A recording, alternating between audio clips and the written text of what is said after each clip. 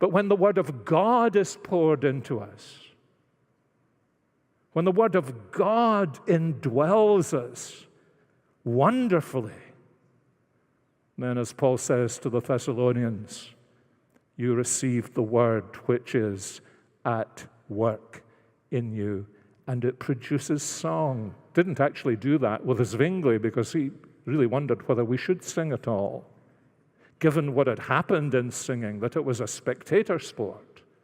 Luther, 1523, by at least 1523, he has understood the church needs a praise book. And he begins to work over ancient hymns and to rework the Psalms in a Christian way and to write his own hymns. And Ein feste Burg is just the tip of the iceberg, isn't it? The best known one and almost the only sung one. Apparently there are almost 100 different versions of A Mighty Fortress is Our God.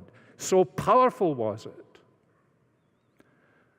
But Luther wrote perhaps another 36, as far as I know, psalms and hymns, and it seems to me very clear that Luther, if I may say so, was not half the systematic thinker that Calvin was actually at his most systematic in writing hymns.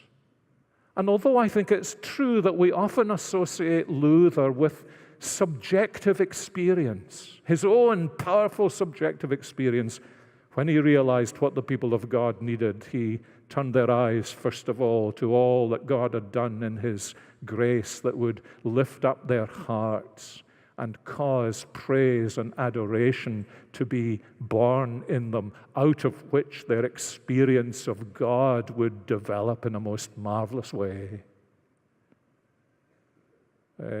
Samuel Taylor Coleridge, whom some of you will remember suffering from having to learn the rhyme of the Ancient Mariner, once wrote that he reckoned that Martin Luther did about as much with his few dozen hymns as he did with his entire German Bible.